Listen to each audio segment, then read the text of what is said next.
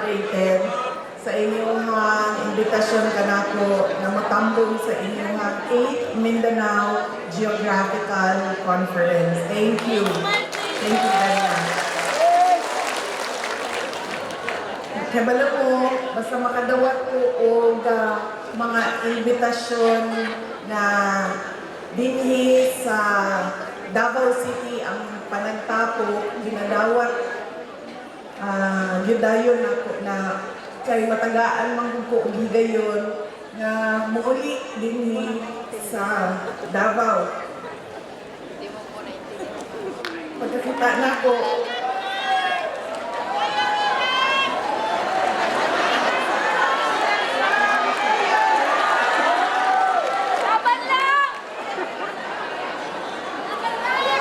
pagkakita nako sa ako ang mga kauban kaniadto sa City Hall,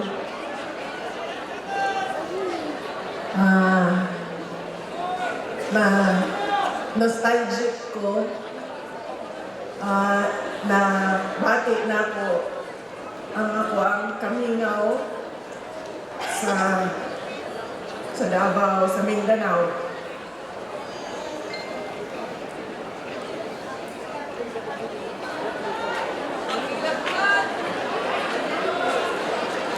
Kagahapon, so muna,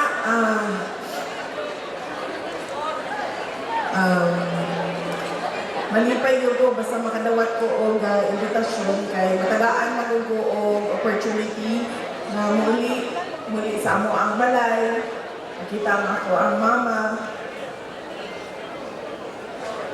makaistorya o personal ako ang mama.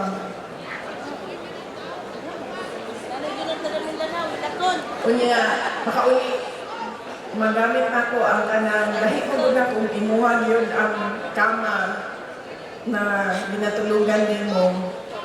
Dito magod sa Manila, nag-arkila lang niyo. Balay. So, hindi ni komportable kung asa ni nagapuyo kay dili siya amo aging balay, pero yung mag-amping kay dili kami ang tag-ila sa balay. So pag makauli ni dili sa some sort of a safe space para sa amoa sa pamilya. And na-nostalgic ko kay nakita na ako mga kauban sa City Hall, kanianto, and nakaingon ko sa akong kaugalingon nga nakaganina, nakahun-ahon ako sa ako ang kaugalingon. Kung sa kahaon, nilagan na lang ko ang mayor. Wala na lang ko nilagan ang vice president. Vice President Gani, magulak na tayo ito.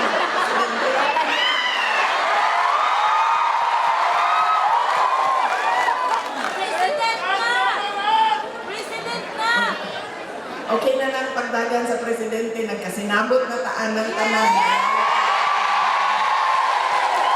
Okay kayo! Wow!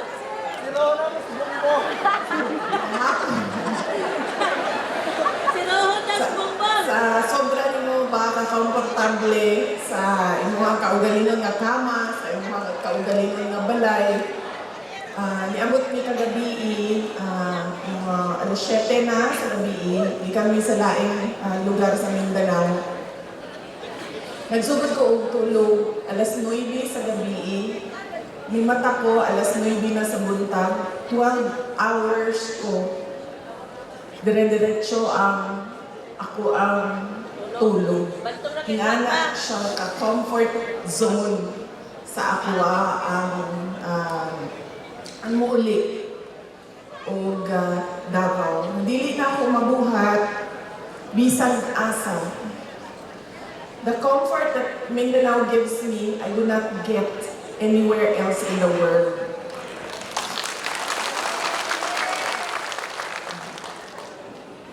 Kagahapon, naami sa nihapit mo yung Cagayan de Oro, pero kajutra kaayo, wala namin nigawas sa Lagindingan Airport.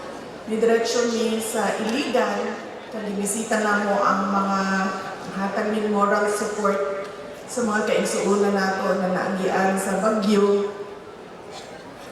Naghatag po ni og relief goods. Nakaistorya po na ako ang mga tao. Pagkahuman ni diretsyo mi sa Lanusa, sa Surigao del Sur.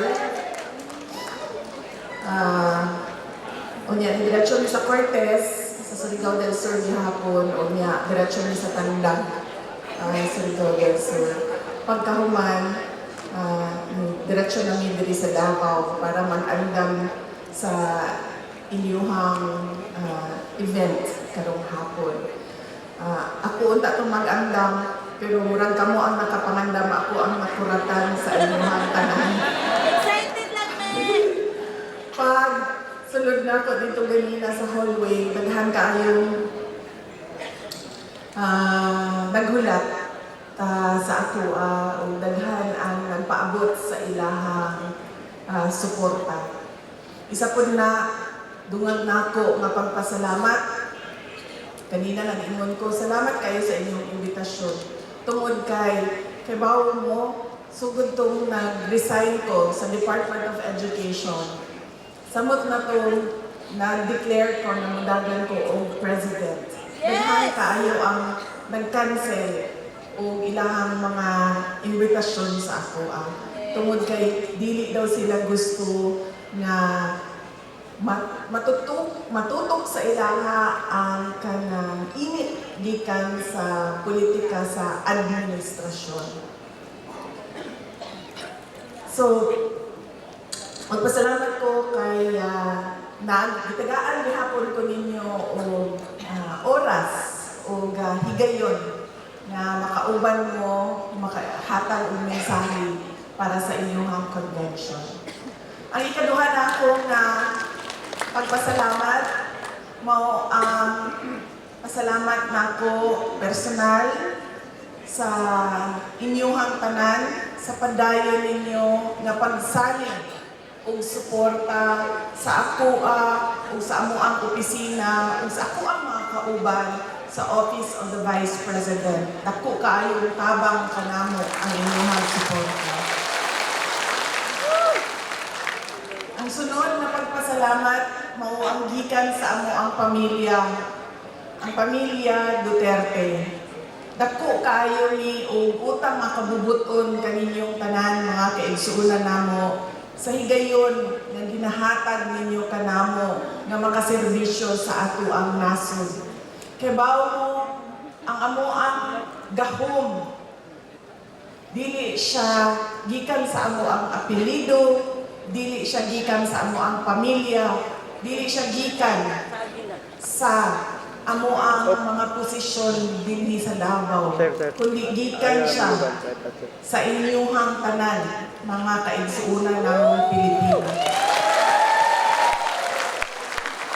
Kamo ang nagtukoy, kamo ang naghatag sa amo sa posisyon, kamo ang naghatag sa amo sa gahom nga ginakuptan namo karon. Mao na ang amo ang pasalamat di gyud mahurot kay dako kaayo siya nga utang nga kabubuton namo kaninyong tanan.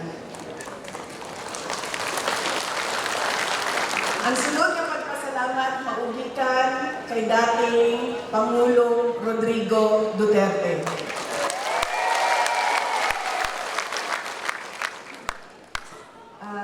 Nagbisita ko sa iya atong bulan sa Enero, duha ko kasimana nga nakigistorya sa iyaha o pirmi niyang ginausab-usab kanako nga ipaabot sa tanan.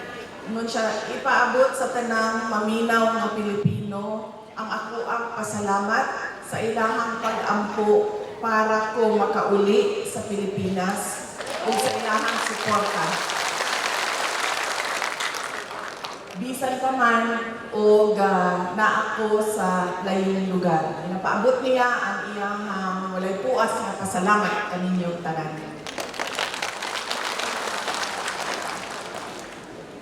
Since today is February 25, 40 years anniversary of EDSA, I'd like to give you a message about the EDSA People Power Revolution in relation to your team. 40 years ago, on the streets of EDSA, unarmed Filipinos faced tanks with nothing but courage in their hearts. They stood for one thing: accountability. Today, you are gathered under the theme, Lead, Grow, Excel. In a time of rising public desperation, where people are betrayed by the very inaction and indifference of government institutions, your theme is not mere words or decorations. They question what you stand for. Filipinos are rightly demanding to know where the money went, while they lose their homes and livelihoods to every storm. When budgets are bloated, but no tangible progress is felt, that is not technical error. That is failure of integrity in the budget process. To our accountants and finance officers, you are the unseen guardians of public trust. Your signature can release funds, or it can stop abuse. When the numbers do not add up, courage means saying no, even when it is uncomfortable, even when it is lonely. To our punong barangays, treasurers, and SK leaders, the budget that you protect from corruption is the protection of every Filipino family. Every transparent audit is an act of patriotism.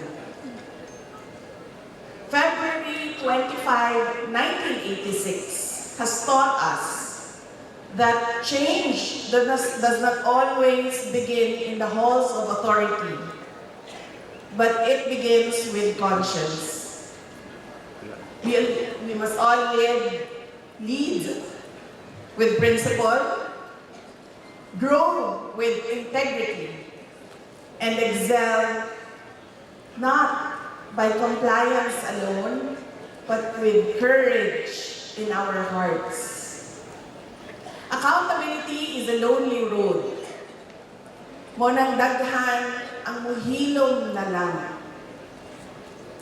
And in the Philippines, it is a lonely road to nowhere. To stand firm in the face of threats, harassment, and bribery requires courage. But remember, when you feel lonely, every time you uphold what is right, you honor the spirit of people power. 40 years later, we are in this hall.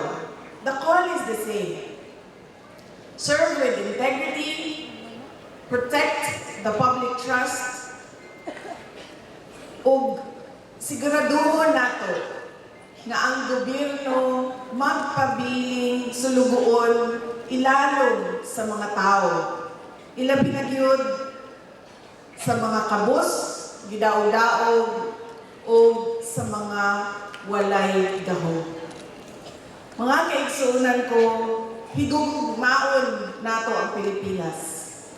Alang sa Diyos, sa nasod, o sa matang pamilyang Pilipino. Syukran.